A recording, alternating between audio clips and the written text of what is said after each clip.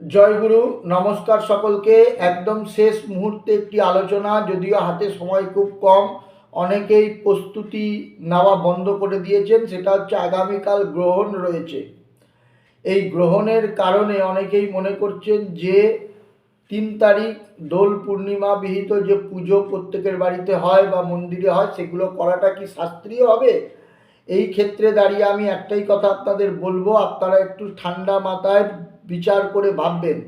আপনি গ্রহণের যে সূচনা এবং পূজার যে সূচনা বা পূজার যে সময়সূচি, এগুলো সব পান পঞ্জিকা থেকে। পঞ্জিকা যেখানে বলেছে গ্রহণ 3:20 লাগছে বা গ্রহণ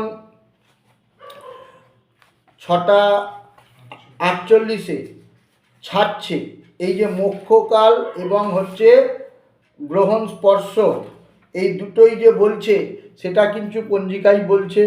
আবার পঞ্জিকা ওই দিনকে অর্থাৎ 3 তারিখে দোল পূর্ণিমা বিহিত পূজা করারও আদেশ দিয়েছে।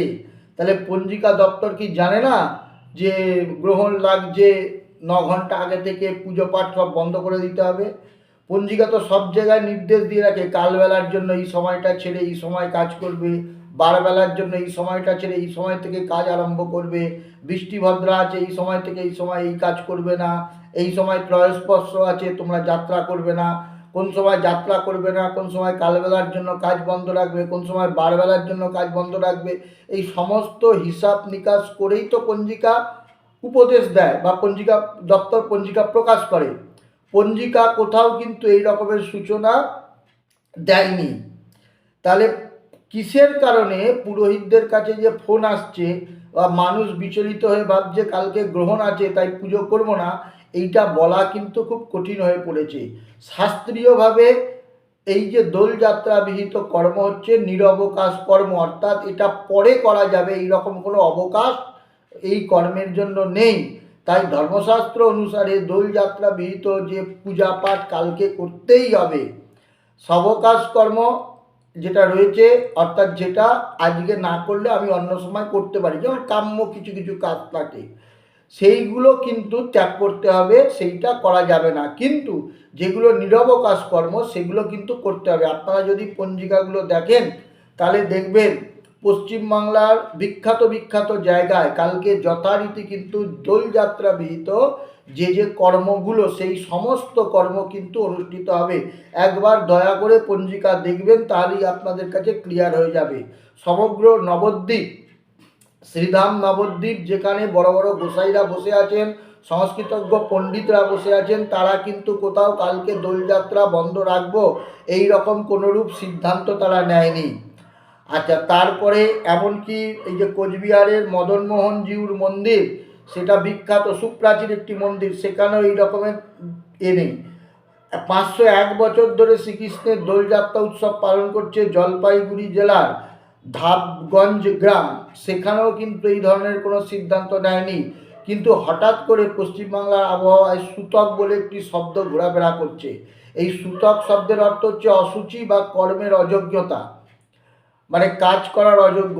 যে চন্দ্রগ্রহণের ক্ষেত্রে 9 ঘন্টা আগে থেকে সূতক শুরু হয়, এই যে 9 ঘন্টা আগে থেকে সূতক শুরু হয়, এই সূতকে কোনো শুভ কাজ করবে না।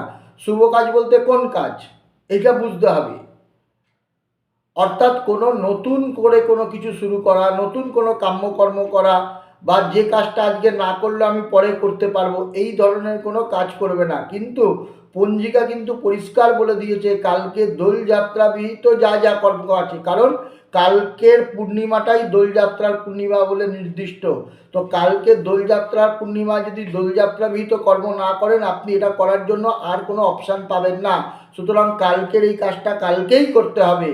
এখানে সূতক টুতকের কোনো প্রশ্ন নেই। গ্রহণ লাগবে 3:20, আর এটা তো অনেক আগে সকালবেলায় দোলযাত্রা বিহিত পুজো কমপ্লিট হয়ে যাওয়ার কথা। সুতরাং এটা নিয়ে কোনো সমস্যা নেই, কিন্তু মানুষ সেটা খেয়াল করছেন না, যেটা গ্রহণের সময় করতে হয় সেটা কিন্তু কেউ করেন না। গ্রহণ লাগার সাথে সাথে স্নান করতে হয়, বিশেষ করে গঙ্গা স্নান করলে 10 কোটি বার গঙ্গা স্নানের ফল লাভ হয় একদিন গ্রহণের সময় স্নান করলে, সেটা কেউ করছে না। গ্রহণ মুক্ত হলে স্নান করতে হয়, সেটা কেউ করছে না। গ্রহণ চলাকালীন পার্বণ শ্রাদ্ধ করতে হয়, সেটা কেউ করবেন না। দীক্ষিত ব্যক্তি গ্রহণ যতক্ষণ চলবে ততক্ষণ নাম সংকীর্তন এবং ইষ্টমন্ত্র জপ এইগুলো করবেন। এটা হচ্ছে শাস্ত্রীয় বিধি, পঞ্জিকাতেও লেখা আছে। সেইগুলোর দিকে কারোর ভ্রুক্ষেপ নেই। কী করে বাড়ির চিরাচরিত পরম্পরাগত পূজা পদ্ধতি বন্ধ করে দেওয়া যায়, তার একটা মানে কি বলবো, তার একটা চক্রান্ত বলবো, এটা আমাদের বাংলার বাতাসে ঘুরে বেড়াচ্ছে। তো এই সমস্ত বিষয়ের মধ্যে কোনো ভ্রুক্ষেপ করবেন না। প্রত্যেক বছর আপনারা যেভাবে দোলযাত্রা পালন করেন, দোলযাত্রা পালন করুন। যে সময় গ্রহণ লাগবে সেই সময় কিন্তু অলরেডি পূর্ণিমার কাজ হয়ে যাওয়ার কথা, কোনো রকম সমস্যা হওয়ার কথা নয়। সুতরাং পূজা করুন, আনন্দের সাথে পুজো করুন, আবির খেলুন, আর গ্রহণের সময় ইষ্টমন্ত্র জপ করুন। যাদের পিতৃবিয়োগ হয়েছে পার্বণ শ্রাদ্ধ করুন। গ্রহণ লাগলে পরে গঙ্গা স্নান করুন, নইলে এমনি কোথাও স্নান করুন। গ্রহণ মুক্ত হলে স্নান করুন। গ্রহণ মুক্তির স্নানের মন্ত্র আছে। গ্রহণ লাগলে পরে যে স্নান, তার সংকল্প বাক্য আছে, সেগুলোকে বরঞ্চ ফলো করুন, করে যথাযথ কাজ করুন। কোনো ভুলভাল সিদ্ধান্তে উপনীত হবেন না। ধর্মশাস্ত্র এইরকম সূতককে নিয়ে কোনো কথা বলেনি।